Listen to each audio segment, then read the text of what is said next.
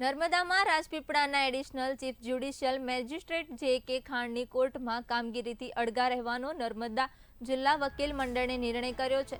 નર્મદાની કોર્ટના additional chief judicial magistrate જે.કે. ખાંડ પર વકીલો સાથે ગેરવર્તન કરવાનો આક્ષેપ કરવામાં આવ્યો છે.